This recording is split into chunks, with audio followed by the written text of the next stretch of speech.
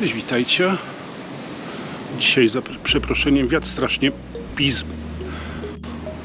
Ale w każdym bądź razie, jak widzicie, tutaj front domu jest już zagospodarowany, lat, jest tutaj trawniczka do koszenia. I tu też chcę właśnie poruszyć temat, nie? Bo pomimo tego, że mieszkam we Francji, to jest Lorient Atlantique, to jest blisko Brytanii, do Oceanu Atlantyckiego jest około 150 km, także w okresie zimowym to ja mówię, że tu jest pora deszczowa. W zeszłym roku maksymalne minusy, jakie tutaj były, to było minus 2,5, no to także tragedii nie ma, nie? Ale pomimo tego wszystkiego to jest strasznie wilgotne. Jak latem jest strasznie sucho, że łopaty wbić w ziemię nie można, bo tak jest po prostu wysuszona. No w okresie zimowym to tutaj można powiedzieć, że jest prawie bagno. No, strasznie wilgotno. Podejrzewam, u nas podobnie jest teraz właśnie. Zobaczymy, jak to się nagra przy okazji.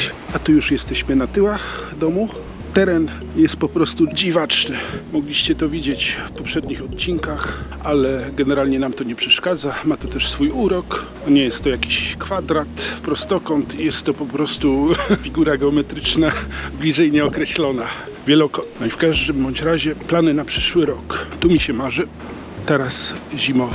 Na ten czas nie wiem, jak to będzie dokładnie wyglądać. Ja tak myślę, około 40 metrów kwadratowych. Bo kwestia jest tego typu, że do 20 metrów kwadratowych można wykonać coś takiego bez pozwoleń, a natomiast już powyżej tego metrażu to trzeba wszystko, pozwolenia legalnie i tak dalej, nie? No ale jest po prostu tutaj duże możliwości adaptacyjne. Jako że widzicie, wejście do domu jest takie stosunkowo małe, dużo roślin się tam nie zmieści, a natomiast jeżeli by to zrobić z rozmachem, no to tu po prostu będzie pięknie. No i tu też jest opcja drzwi. Nie wiem, czy to będą drzwi suwane, szklane kompletnie, bo mam wątpliwości, jak to będzie z izolacją w okresie zimowym właśnie, a też polega to na tym, żeby to było dobrze ocieplone, a nie żeby potem ładować duże ilości pieniędzy w ogrzewanie, nie?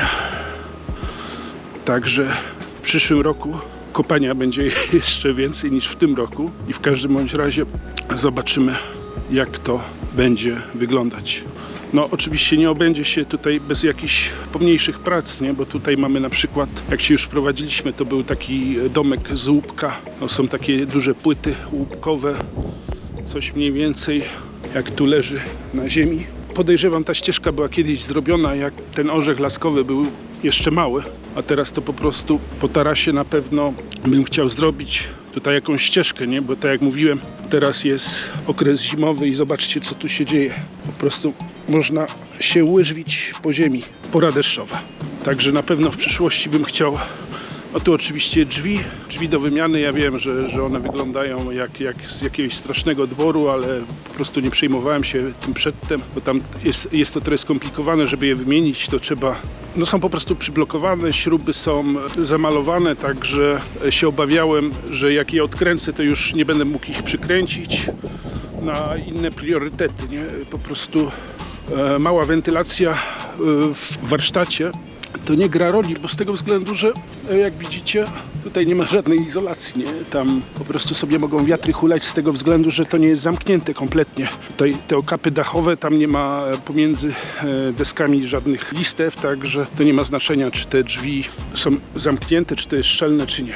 I w każdym bądź razie tutaj mi się marzy zbiorniki na wodę, żeby zbierać wodę. Nie wiem, 4-6 tysięcy litrów. To się jeszcze zobaczymy, bo wiadomo, tych zbiorników na ten czas mam około 2 metry sześcienne wody, to się ładnie zbiera, no ale chciałbym też, żeby tam nie osadzały, nie namnażały się żadne glony, także.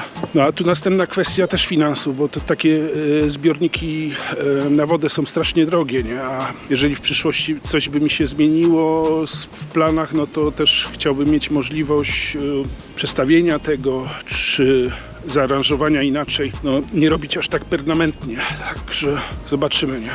No i tu jest jakiś murek też. Myślę, że kamienie z tego murka to się wykorzysta po prostu już na ten taras, bo to kwestia, jak ten taras będzie rozwiązany. No opcji jest dużo. Czy on będzie otwarty od góry, czy będzie zaizolowany, czy z oknami Velux, no to wszystko wyjdzie w raniu, nie?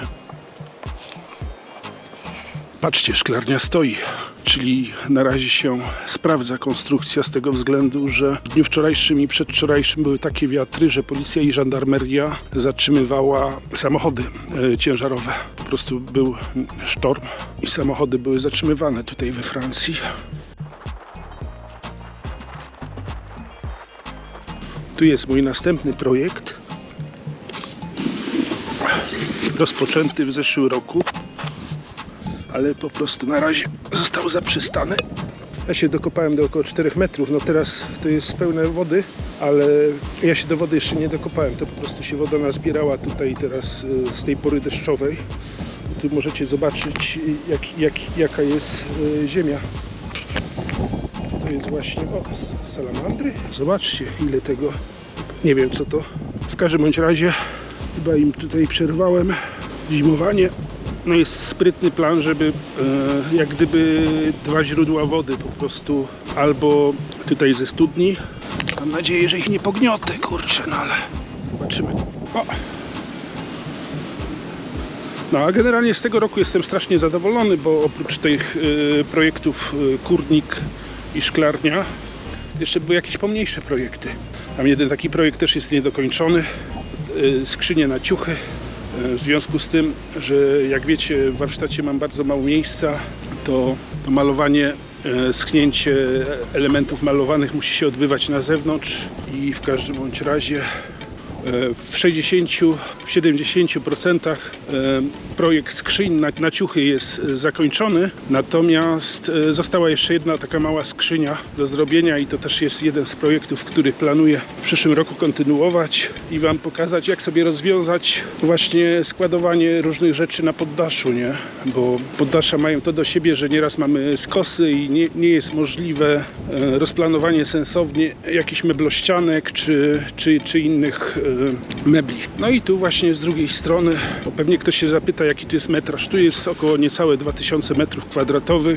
Tutaj też by się przydała jakaś brama, nie?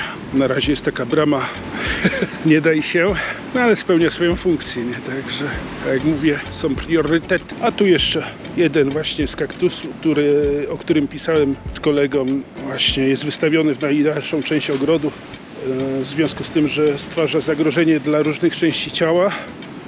No i następna kwestia, to również chciałbym się pozbyć pieńków, które po drzewach, tutaj to była bodajże topola, ona uschnęła, tu jest to samo właśnie, to też wydaje mi się, że to jest topola, sprawdzę. Po prostu przy tych temperaturach niektóre drzewa usychają, nie? I dlatego też hoduję nowe drzewa, nie? Troszkę zejdzie, zanim one się zrobią duże. A tutaj właśnie też jeden orzech laskowy, który został już przesadzony w poprzednich latach właśnie z tego względu, że on tam był w okolicy tarasu na froncie i go przesadziliśmy, ponieważ to listowie cały czas leciało na taras i mnie to strasznie wkurzało. I zobaczymy, czy takich pieńków tu jest od groma. Tu natomiast jest ta jabłoń do wycięcia, co mnie moja małżonka prosiła. No to wygląda mniej więcej tak. Bo małżonka nie jest zadowolona, bo kilka jabłek na krzyż z tego. Także to też będzie do wycięcia. Także tu mamy trochę drzew owocowych. Są jabłonie, są śliwki, są orzechy laskowe. Tutaj jest moja ulubiona miejscówka. To są 2 sosny, na które w sezonie letnim się wiesza hamaczek, ale w tym roku nie miałem za dużo okazji do korzystania z niego z tego względu, że różne projekty. No i tu jak widzicie już jest kompostor, on już jest znowu zapełniony, tym razem już jest zapełniony jakimiś właśnie ekstrementami, ściółką z kurnika. No i do tego różne inne materiały ze szklarni, jakieś części bananów. No i to się właśnie teraz kompostuje nam tutaj. Ja zdecydowałem się na te betonowe płyty z tego względu, że no drewno się lubi dekompozytować, nie? A beton no to będzie, jak dobrze wiecie, jak bloki z betonu, nie? No to dziesiątki lat może. No a konstrukcja tego jest na tyle sympatyczna, że można je sobie przestawiać, ustawiać jak się pasuje. Może też zrobię jakiś poradnik właśnie, jak sobie przygotować takie właśnie płyty betonowe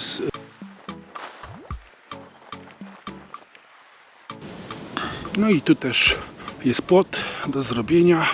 Właśnie tutaj miał być przedtem kurnik, ale w końcu zdecydowałem się na szklarnię. Tutaj jeszcze z 10 metrów liczmy tego płotu jest do postawienia na ten czas. Także też myślę, że o tym będzie jakiś film. Chyba lepiej wygląda to niż tutaj takie właśnie, no zależy jak to woli, nie? No mnie tutaj jeszcze denerwowało u sąsiada właśnie widok tego strasznego, no nie powiem dworu, nie, bo to dworem nazwać nie można, nie, ale tak wizualnie jest to przysłonięte, także nie przeszkadza mi teraz.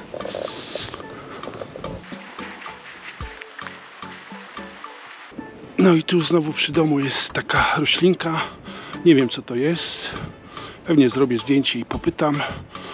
Rośnie ładnie, bardzo ładnie, pnie się bardzo ładnie, ale jest jedyny problem, że tam jest podłączenie do internetu i w momencie jak już się zdarzyło z 2 czy 3 razy, że internet został po prostu zerwany.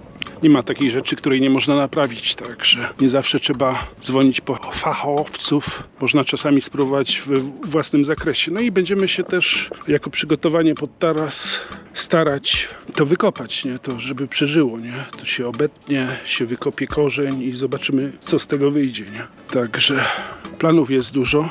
Ja pojęcia nie mam, jak to się sprawdzi, z tego względu, że wiadomo, wszystko zależy od jednej rzeczy. Właściwie to od 3. Czas, pieniądze i chęć. Jeżeli te 3 elementy się zgrają, to jest super. No i tu jeszcze ten orzech laskowy, to moja małżonka używa. Oprócz oczywiście do zbierania orzechów, stawia pod nim po prostu roślinki z domu w sezonie letnim, nie? I te roślinki bardzo, bardzo ładnie sobie tutaj radzą, nie? Jest osłona przed nadmiarem słońca, także na przykład terlicja została wystawiona w tym roku na słońce, no i się strasznie przypaliła, nie? Z niektórymi roślinkami trzeba uważać, żeby ich od razu nie dawać na słońce, albo też przyzwyczajać je, lub no są też rośliny, które nie lubią dużą ilość słońca od razu na twarz, nie? No, w następnym sezonie może pokażę Wam, jak sobie tutaj stoją. No i to by było chyba na tyle z planów na przyszły rok. Ja sobie zdaję sprawę, że nie wszystkie zostaną zrealizowane, ale myślę, że będzie dobrze. Tak. Także są mocne postanowienia na przyszły rok. Ja Was jeszcze w świątecznym sweterku, moim prezencie, życzę wszystkiego najlepszego w tym nowym roku, spełnienia marzeń, żeby Wasze plany również wypaliły. Zdrowia, szczęścia przede wszystkim i pozdrawiam Was i widzimy się w następnym filmie.